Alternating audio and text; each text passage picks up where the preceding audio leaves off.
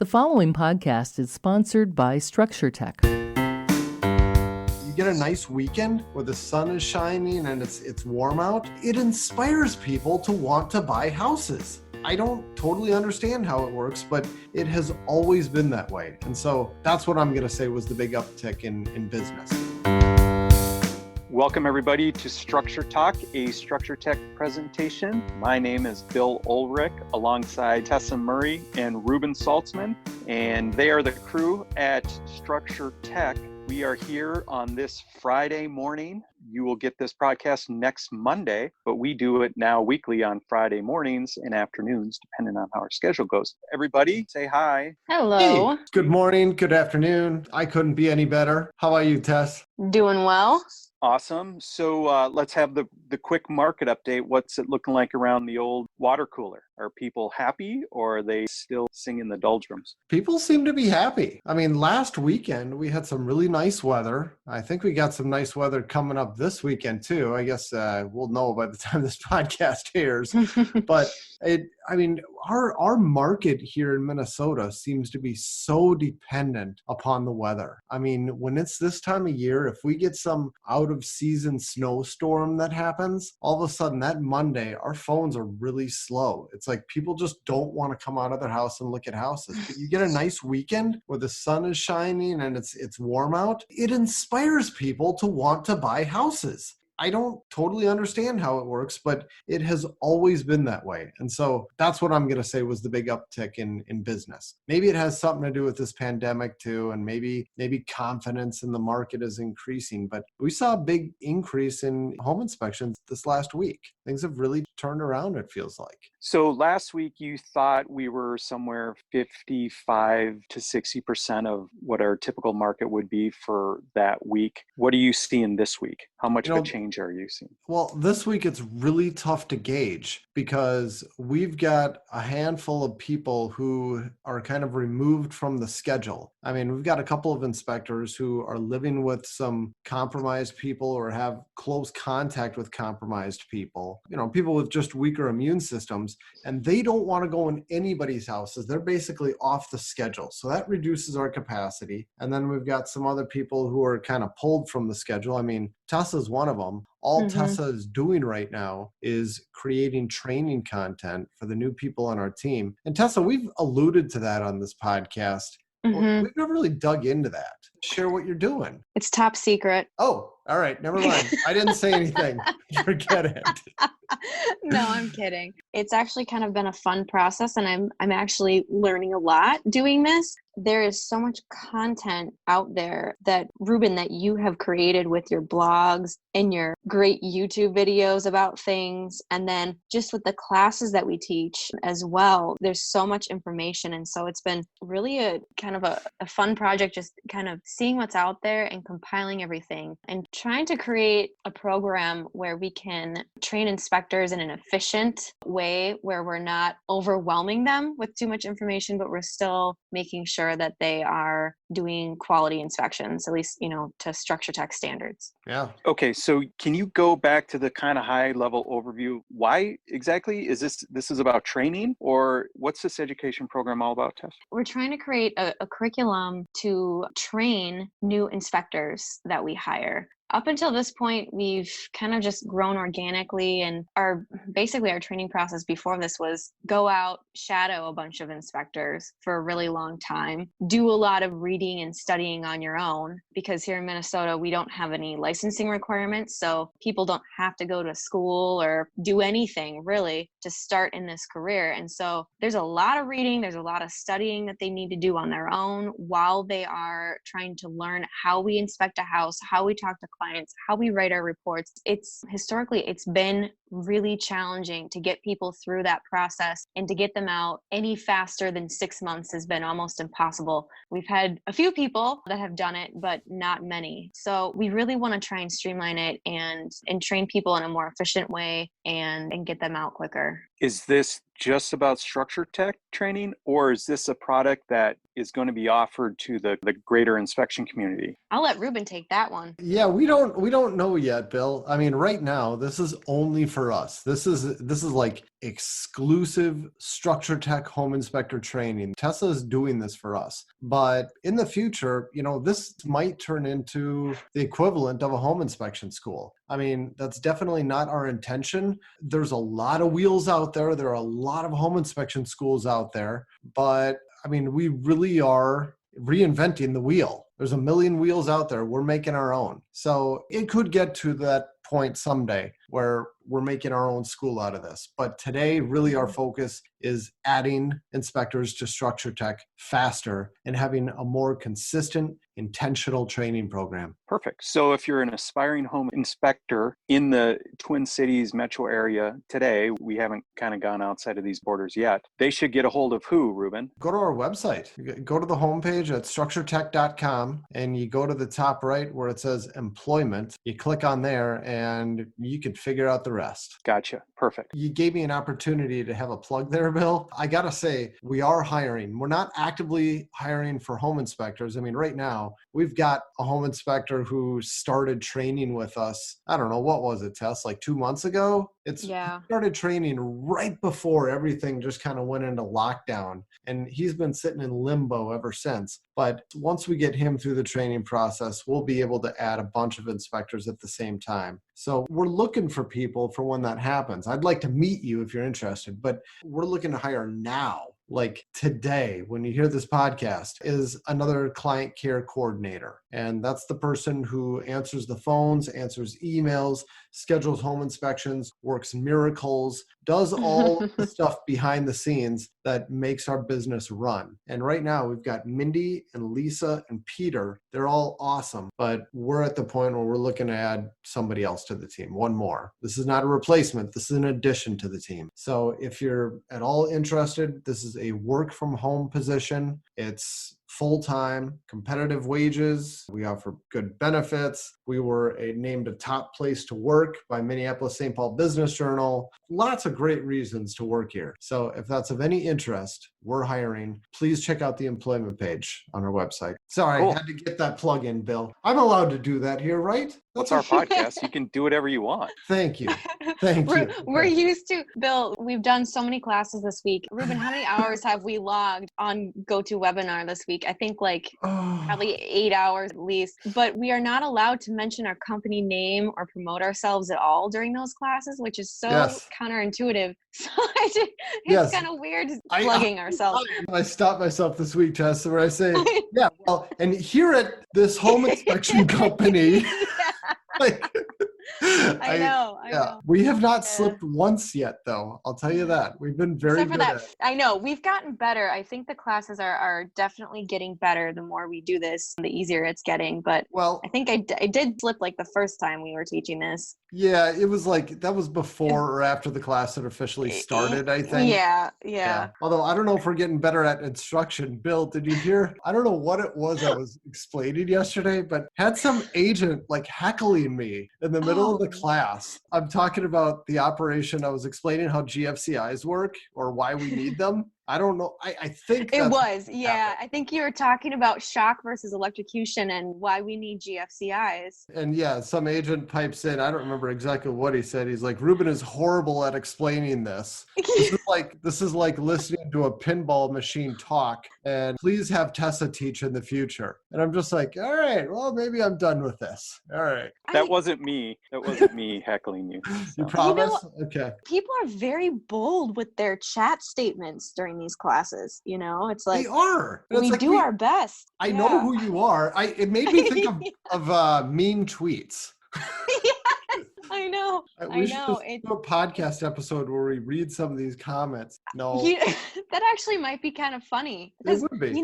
We're used to handling these things in person. At least, I mean, I am too. And this was something that was hard for me to deal with when I first started teaching. I was like, Reuben, there's like agents that are like complaining about these things and will like attack, certain things we're talking about in class and say we don't use your company because of all this. It can be a lot to deal with when you're trying to teach these classes. But now that we're, on this online platform, it's just coming in through chat. Yeah. Although to be fair, I mean, we're making it sound bad. I mean, the number of chat comments that come in is just ridiculous. I mean, there's over 1,000 comments per class. It's crazy how many chat comments come in. And they're not all bad. Only a few. You say not all bad. I mean, it's like the vast majority of them are very positive. I mean, it's lots of praise. And, it's got to be a personality problem with me where I'm sitting here talking about like the 3 crappy comments that came in.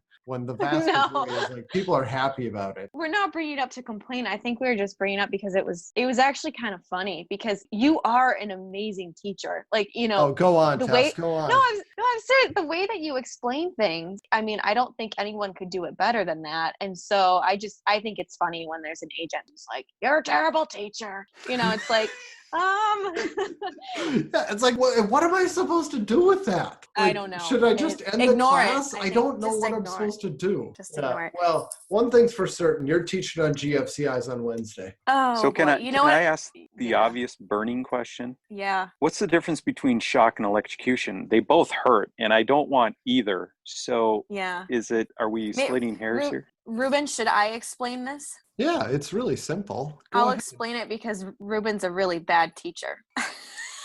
So shock is going to hurt, but you'll survive it. Electrocution, that means you die. You die from a shock. So they are different. And GFCIs prevent you from being electrocuted. You will get shocked. That's how they work, but you won't die.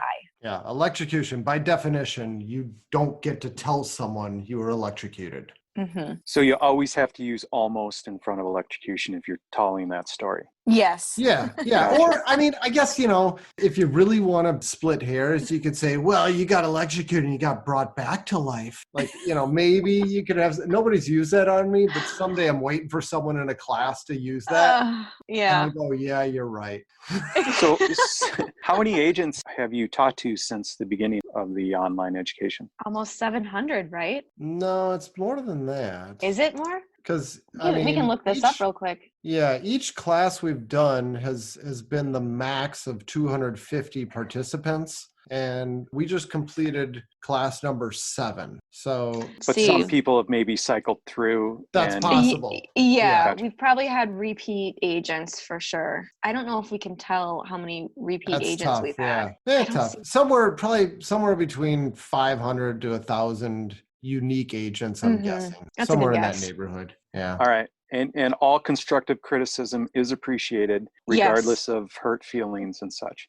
So bring it on, agents. Hey, speak for yourself, Bill. Speak for yourself. Oh, come on. I'm just kidding. You grow through constructive conversation, right? Absolutely. You know what? It's funny. I'm reading a book right now titled "Thanks for the Feedback." I am in the middle of that right now. And I was thinking about that this morning, and I was whatever. All right. Well, very good. I'm sure everybody's really interested in our small world and things. So should we talk about some house stuff? Yeah, we were on house stuff. We were talking about, I never even answered your question, Bill. We got down such a rabbit hole with this. You started asking, how's the market? And our answer is, I don't know exactly, because we are at our capacity. Our capacity is fairly reduced right now with people like Tessa doing other things, and Brian helped teach these classes and all this other stuff. Oh yeah, shout out to Brian. Brian, thank you so much for the help with these classes online. Yes. Could not do it without him. Yes, exactly. Every one of these classes, like the one we did yesterday, we start out a half hour beforehand. We teach for 4 hours. Then we do a wrap up for another half hour. It's like, that's 15 man hours at Structure Tech. Yeah. I almost didn't say our company name. That's 15 man hours on our company just to give free CE to people. So we're spending a lot of time on this. So our capacity is down, but I can tell you, we are at our max capacity. We don't have room for any more home inspections this week. And we reached that. We were filled on Tuesday. It was all we could handle. So I don't know how far along we are to what we should be, Bill, but I feel like it's fairly close. I mean, even with the limited capacity, we were at 80% of what we did this time last year. So I'm feeling good about it. You're as full as you can be, down just a little bit because there's some manpower issues. But all in all, Minnesota is plugging away, even in a somewhat lockdown mode. Exactly. We're still at the point where we're not allowing anybody at the inspection. It's just the home inspector. And we're going to keep it that way until the stay-at-home ban or whatever this is, the stay-at-home order goes away. So it's going to stay that way at least until then. Well, that's awesome. How long are you going to be doing this teaching? This is last question on teaching because I want to move on to more stimulating topics. Are you guys going to be teaching in perpetuity, or is there a season to these classes? There's definitely a season to it. I think, well, Bill, when does everybody have to have their CE done by? When does the state require it? Isn't it like the end of June? June 30th, but Yeah. Most people want them done by the 15th just to allow for processing time. They have to show up by the 30th. So. Okay, gotcha. Yeah, so Mhm. we don't have any classes scheduled past mid-June, and we're not planning to offer any other classes until the fall. That'll be the earliest that we start offering these again. So we're doing these for a very narrow period right now while everybody's a little bit slower and at home. But by the time that happens in the fall, we're likely going to be offering these classes in a different online format where people can take them any time of day. We're going to have recorded sessions with quizzes and all that, and there will be a small fee to cover the administrative costs of just having it online. We're going to be offering them in another platform in the near future. All right, sounds good. So on to bigger and better things. I hooked up my sump pump extension hose this week. Really exciting. That is exciting, Bill. Yes. Man, how'd it go? You go Well- with the corrugated or? That's exactly right, because that's what showed up when they put it in, and I'm not going to change what the manufacturer did. So yeah, but I mean, it's springtime in Minnesota. We've raked up all the leaves. We've turned on sprinkler systems. Flowers are coming. What other projects should people be working on this time of year to ensure successful home ownership? Well, like you said last year, you got to de-winterize your outside faucets. You know what? Interesting topic on that. I've got something to share on that. If you have left a garden hose connected to your outside faucet, you probably destroyed it. But something else that might happen is if you've got a vacuum breaker on your outside faucet, it's this little brass device that threads on the outside. If water is trapped inside there, it can destroy it. It expands in the winter and it destroys the inside. And then every time you turn on your faucet, water shoots out of that vacuum breaker in all these crazy directions. And apparently this is a big sore spot for homeowners right now. And I know this because everybody in my neighborhood on Nextdoor is talking about it. They're all very frustrated with these vacuum breakers that leak. And the problem is that you can't get them off. A vacuum breaker, it's a safety device. It prevents water from going backwards in your faucet. And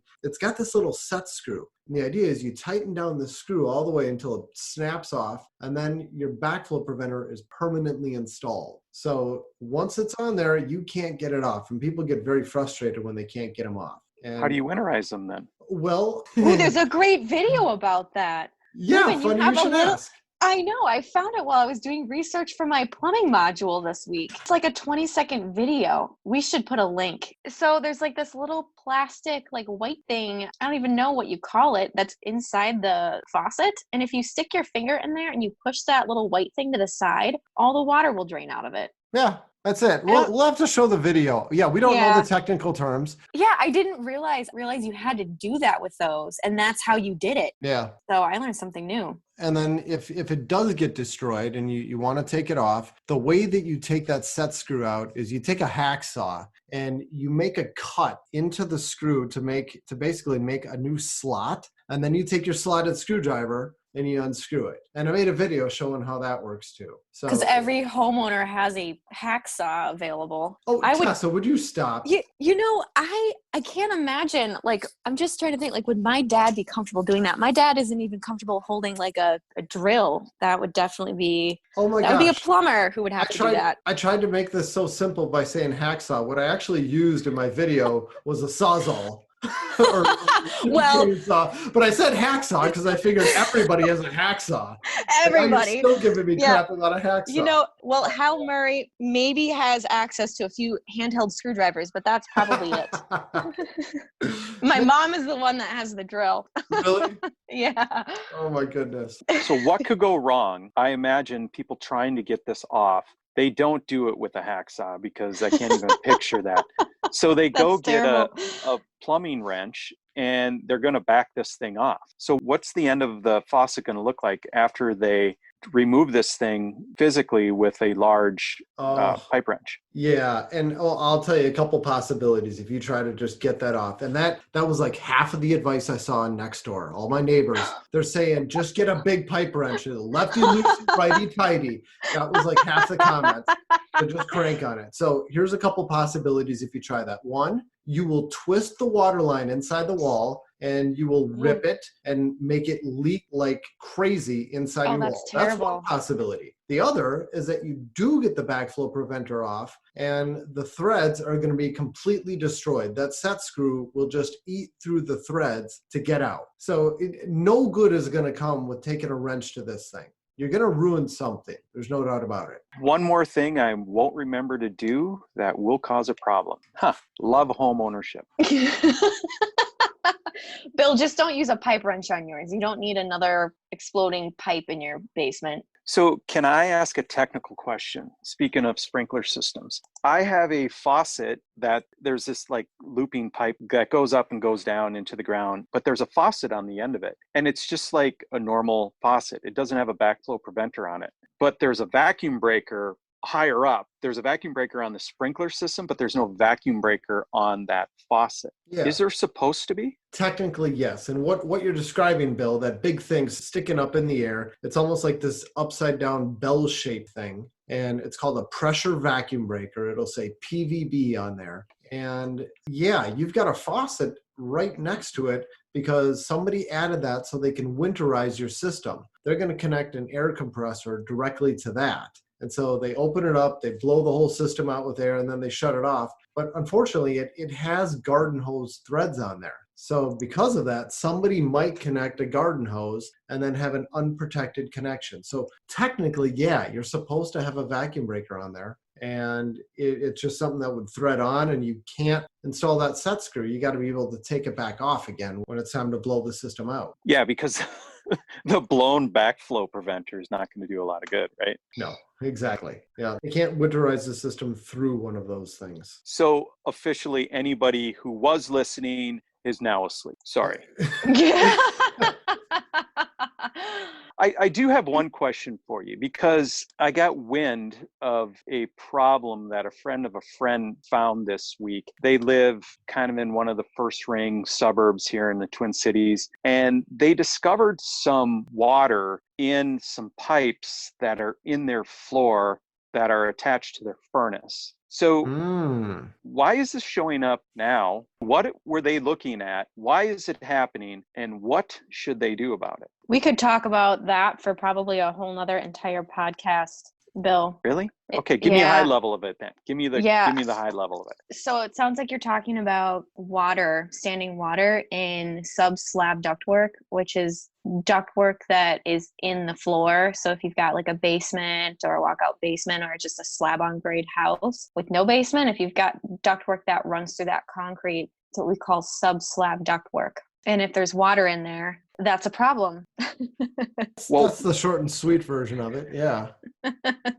Why did somebody think putting ductwork underneath a concrete floor in a 9-foot hole was a good idea? Well, I mean, just on paper, it's a fantastic way to distribute the heat. I mean, you're talking about heating the basement, and basements are always cool. And the way that we always do it here in Minnesota is you have all the heat registers at the ceiling. But what does that achieve? It means that you've got a warm ceiling, but it still makes your basement feel kind of cool. So, some genius at some point said, well, duh, let's have the heat coming up out of the floor. It's going to make for a much more comfortable space. And it does. I mean, the physics work much better this way. But, what to your point, Bill, is, well, come on. How else could this end up? You're going to end up with water in there, right? Is that what you're concerned about? Well, that's not my concern. That was reality. Oh, So yeah, now yeah. what? Well, yeah, now it's an expensive proposition. That's one of the biggest things that we come across during home inspections. I mean, like one of the things that kind of freak people out, it's an expensive proposition to fix this because you got to do something with that ductwork. I mean, usually what people end up doing is they abandon it in place. They seal all of the openings and then they run new ductwork,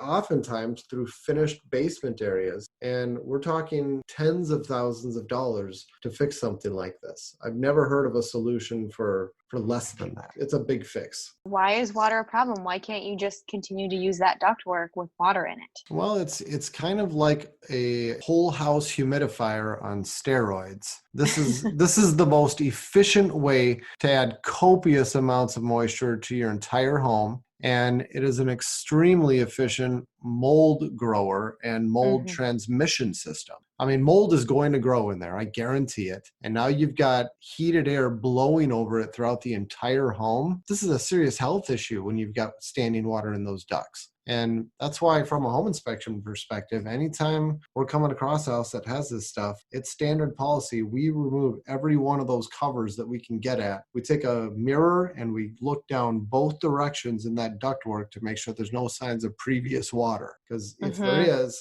we're going to let our client know about it and say, look, you ought to get somebody out here to give you another opinion on it and make sure that you never get water in here again. That's not easy for a company to do. So was this a product that popped up for a period of time and then kind of went away? Or is this something that's still in use? Or what's the history behind this installation? I don't know. Tess, what do you think? Well, there's different types of materials, and we don't need to get into it in this podcast, but it could be metal, could be PVC plastic, it could be asbestos, transite ductwork, or it could be, sonotube? I want to say sonotube, but Reuben corrected me earlier before this podcast, so I didn't sound like an idiot on the podcast. Thanks, Reuben. What is it? Sonotube? Sonotube. It's like a cardboard material. So, I mean, it's not that common, but I mean, they could be made out of all these different things. And there's other potential problems with those materials. But I mean, they've been around for a long time. It's still being done in houses, slab on grade townhomes or whatnot still have in slab ductwork. But I'd say pretty common. I don't know. I don't think I saw anything before 1950. Have you seen in slab ductwork in 19? Surely not. I mean, I 20s, 30s, it started getting popular in the 70s. 70s? Yeah. Okay. Yeah. Yeah, maybe even a little bit, maybe even 60s, but definitely 70s and 80s and up until today, we see it.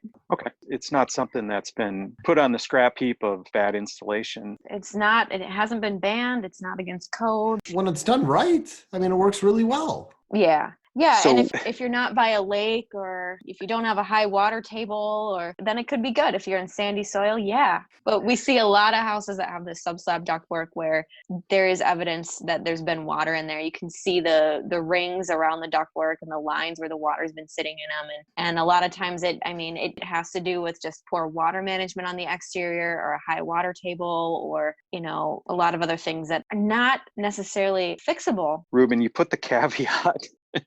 If it's done right, what does it look like when it's not done right? How can it not be done right? It's just a tube in the ground. So it's all about what you're doing to make sure that water doesn't get in there. I mean, it's not so much the tube itself, it's everything else. I mean, it's kind of like on a permanent wood foundation. They're great on paper, but you need to have a really good water management system. And we're talking, the soil pitched properly around the outside of the house, gutters, downspouts, downspout extensions, drain tile system, and the drain tile system installed at the proper height. The drain tile needs to be installed below your sub-slab ductwork. If it's installed above your sub-slab ductwork, there's a really good chance that your sub-slab ductwork is going to turn into your drain tile system. And we have seen this happen. Yeah. People actually install sump pumps in their furnace return plenum. And maybe I just lost 90% of people listening when I said that, but for the other 10%, it's worth it for the other 10% to imagine what I'm describing. Their jaws are on the floor right now. Yes, that's what happened to us when we saw it. all right, so this person's got this problem. Now what? You can fill it in. I guess you can abandon it in place. Is that the most surefire way to move on from this? Well, we'd leave it up to somebody who's doing the work. I mean, Tessa said we're not going to talk about this, but we're We're talking about it. There's a local company here. They specialize in sealing these systems up. I mean, they will sanitize it and they will coat the inside of the ducts. And I think they guarantee that water won't get in when they're done. I mean, it's basically like this rubberized coating or something that they spray on there. They guarantee you're never going to get mold or water, and they'll seal these systems up. Now, that doesn't do anything for systems that have had some serious failure or systems where you don't have a good water management system to start with. It's not going to address those, but there are ways of dealing with this that don't involve the most expensive repairs possible. Sure. We leave that up to the professional to design the repair. Perfect. So home inspectors, we just learned something very, very important right there. Home inspectors do not design repairs. Is that correct? Not unless, we're like really qualified to do it. And I don't know most people who are. Yeah, we'll leave that up to the people doing the actual work. Okay, so my last question of the day, because we're probably getting short on time here. What percentage of the time during a home inspection, when you find something that should be addressed, does somebody ask the question, how would you fix that? 100% of the time, probably. Yeah. Something close to that. Yeah. Okay, so you're always in conflict as a home inspector. Totally. And, we share what we know. I mean, if somebody is asking me, what do I do about this sub-slab ductwork? I mean, I'll share with them what I know. There's a company who specializes in sealing it. There are other companies who will tell you got to cover it over and run new ductwork. There's other people who, like the seller is surely going to tell you it's not a problem and you don't need to do anything. So you'll need to do some of your own research and figure out who you trust, but these are some of your options. That's always going to be the discussion we have with people. The most important part of that is you're having the discussion before it's theirs, and they can make a decision on what to do. Yeah, and if you're working with an agent, talk to your agent about this stuff. Have them coach you on some of this. Awesome. And I expect that this conversation is probably part of that curriculum that you're providing to real estate agents as well. So you're filling the agents in on all this information in teaching your classes, and then the inspectors are filling the clients in on this information on site. And then those two, the client and the agent, go have a real conversation about what to do, and then they move forward as a cohesive unit. Yep. Wow, what a beautiful world. You wrap that up nicely, Bill. Yes. Well, I think that means we have to put a wrap on everything. You've been listening to Structure Talk, a Structure Tech presentation. And next time, we're going to talk about even more interesting stuff. Thanks for listening. For more information on how we can provide you with the right information about your home before you buy or sell, contact us at structuretech.com.